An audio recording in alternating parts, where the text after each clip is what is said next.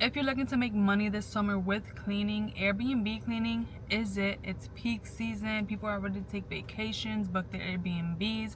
I have a six-figure cleaning business solely, completely Airbnb cleaning, from 10 bedrooms to 15 bedrooms, and I'm telling you, the summer, you're gonna want to start it.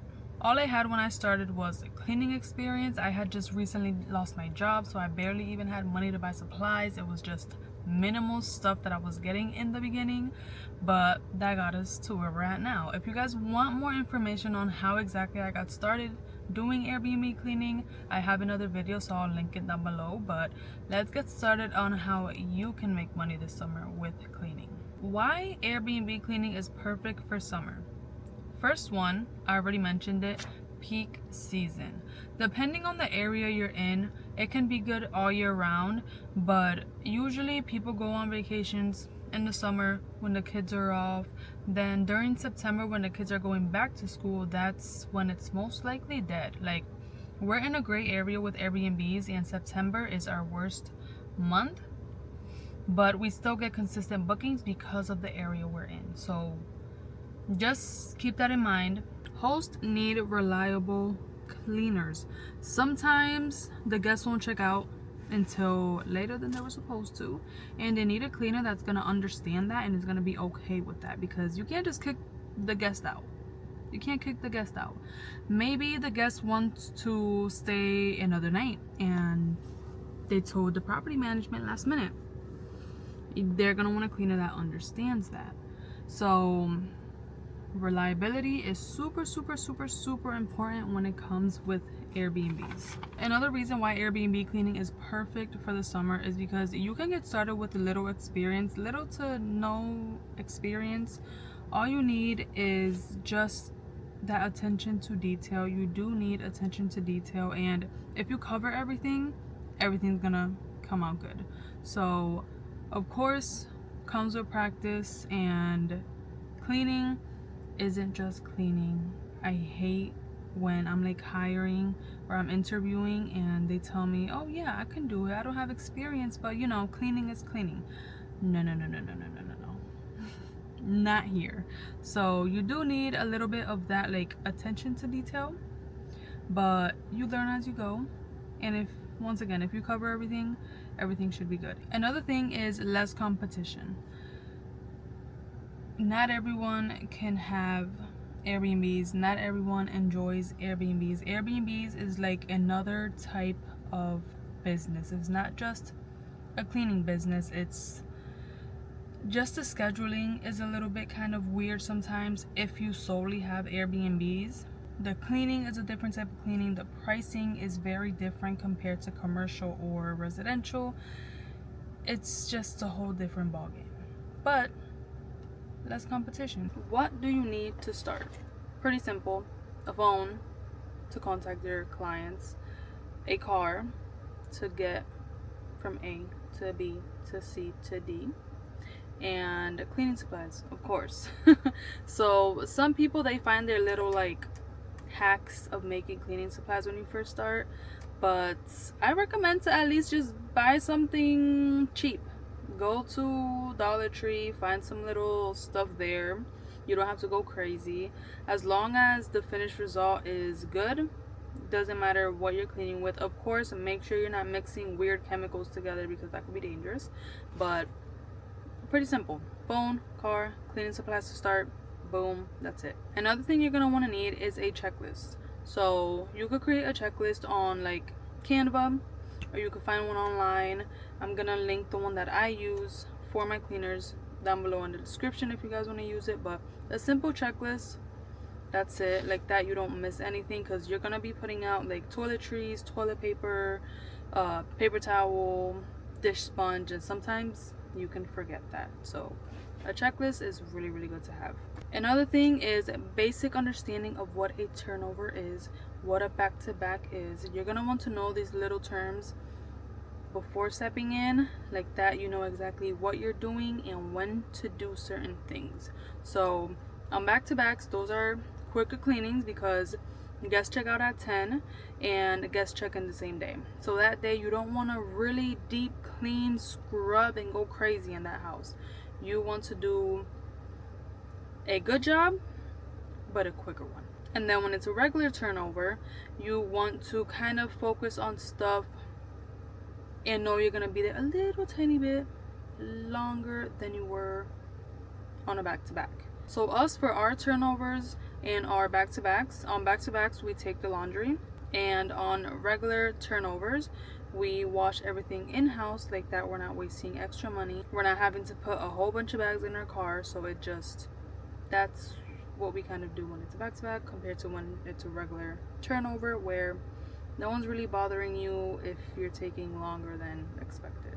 Okay, so this one, I kind of mentioned it in the previous one, attention to detail. You're gonna really want that. Confidence and professionalism. Depending on who you're dealing with, if you're dealing with a bigger property management company, which is what we deal with, you're gonna see guests, you're gonna see owners of the actual properties. These are $1 million houses. They don't want to see someone raggedy going into their house cleaning it. Just to put it simple, they want to see a professional cleaning business going in, looking good to clean their houses. What's included in an Airbnb clean? Deep clean between guests. Airbnbs are basically mini hotels. People want to go in it and not see a trace of other guests that were staying there. So you're basically doing a deep clean each time, but you learn your way around that. You learn how to maintain the house so it looks like you did a deep clean every time. So that's kitchen. You're organizing everything. You're wiping the cabinets whenever you see something on it. You're dusting, making sure there's no like dust or hair on baseboards, on the fans. Like bathroom, the floors, mold free, hair free, lint free. Bedrooms, beds, no hair. Like the hair is the main struggle. Once a guest see a hair, they go crazy and try to get money back. So just, it's basically a deep clean each time, but you'll learn how to not have to spend hours and hours and hours and hours. Like, if when you think of a deep clean, it's I don't know, it's a little crazy. So the more experience you get, the more you know what I'm talking about. Consumables, toiletries, whatever you want to name them, you're going to want to restock the essentials. So that's toilet paper, that's paper towels, that's soap, that's dish sponge, that is dishwasher pods, laundry pods, all of that you're restocking if your host doesn't want to restock it themselves. If it's a smaller company, like just someone renting out their house, you know, on Airbnb, they most likely, I feel like, would restock their stuff. But if you're dealing with bigger people, bigger companies, they're gonna want you to do all that. And of course, everything reflects in the pricing, so just make sure you're not undercharging crazy. And then wash and reset linen and towels. So you're gonna be doing all the laundry. If you're in a house that has 10 beds, 20 beds, our biggest house has 27 beds, we're doing all that laundry. So just know laundry is always included in Airbnb cleaning. Like I mentioned with the deep clean, you're basically cleaning a mini hotel. So you're gonna want to make it guest ready. You want the guests to go in there with everything organized. You don't want the cushions of the couch on the table. You don't want all the spoons and plates disorganized. You want everything nicely. You want the pots and pans organized. So make the space guest ready. Okay, this one is optional, but photos to your host of when the clean is done if they don't show up, because we have the property management inspectors coming after us and they check everything and then they take their own photos. But there's another company that we take photos because they don't show up, and then we report issues if no one's showing up. Like, let's say we noticed something broke and the property manager already went, but they didn't catch it, or they haven't showed up yet and it's a big issue, and you know that the guests are going to check in that same day and property management hasn't been there. That's when you'll take a picture of the issue, send it to them, and they would really, really love you for that. Common mistakes to avoid. Undercharging. You never want to undercharge. You do want to give discounts. You do want to do free cleanings if you feel like it in the beginning. But once you know what you're doing and you start getting those new clients, you don't want to undercharge. Saying yes too much and too fast. You don't want to say yes to everything, because then they're going to feel comfortable to asking you to do a whole bunch of stuff all the time. So once you feel like I won't really like to keep doing this in a couple months, don't even say yes to it the first time. Not having backup plans. You need a backup plan for when you're low on supplies, for when someone didn't show up. Let's say you're working with someone, you're hiring, you have a new hire and they don't show up.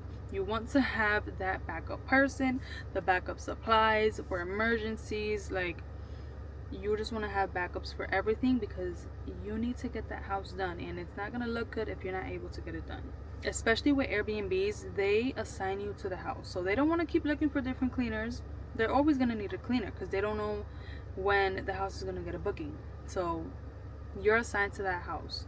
You're not even the go-to person to that house. You are the person that cleans that house, point blank.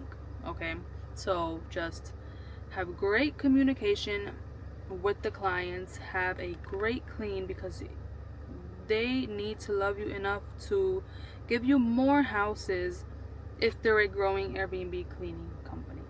And if they're not, maybe let's say you're cleaning a 4-bedroom Airbnb, they only have that one, they have a house, maybe now they want you to clean their house, so you just always want to have great communication with the host. You always want to provide great service, because they can be their own referral, or they can have other Airbnb host friends and recommend you. So that comes hand on hand with another common mistake to avoid is sloppy communication. You want to have great communication with these people. They want you to message back ASAP because they need answers ASAP. So sloppy communication, scratch it out. Once you see that text, message back. Okay, so we're gonna do a quick startup game plan, right? Let me give it to you. Make a 1-page service menu. So you're gonna want to write down what types of Airbnbs do you want to clean. Do you want to just clean the smaller ones, 1, 2, 3, 4 bedrooms, or do you want to go to the larger ones, 10, 11, 12, 13, 14, 15 bedrooms? That you're gonna want to know, and you're gonna make a service menu. You could do that on Canva, and then you're gonna DM 10 local Airbnb hosts today. Super simple. Go on Instagram, go on Facebook, even Google. Go on Google, type in Airbnb property management company near me. A whole bunch are gonna pop up. I like Instagram and Facebook because you could kind of see if they're a bigger company or not. You can see their photos, and maybe they have photos of themselves, of the properties, and you're gonna either email them or you're gonna message them, depending on where you're doing. If you're doing it through Google, most likely you're gonna find an email. So email them, and don't just say, hey, I'm a cleaning business. No, they want to know what experience you have. So send photos. If you have a website, send your website. Leave them your number so they can give you a call. You want to talk about your experience. If you don't get a reply right away, it's okay. Tomorrow's a new day. Search up 10 more, message them, email them, and that's it. Once you get a reply, you're gonna offer them a one-time trial clean. It can be a free clean, or it can just be a discounted clean where they cannot say no. With that being said, I hope you guys got something from this video. I am going to start making more educational videos like this, but if you guys just want to get started ASAP and you don't really like having to deal with Canva and having to come up with your own stuff and your own checklist, and just, I got you. Go down below in the link in my bio. I have an Airbnb cleaning checklist that I use for my cleaners, and I also have a how to make 5K with cleaning plan that's also down below in the description. So just check it out, take a look, and if it makes sense for you to have, grab it up and start now. Summer's here, so why wait more time? With that being said, I'll see you guys in my next video.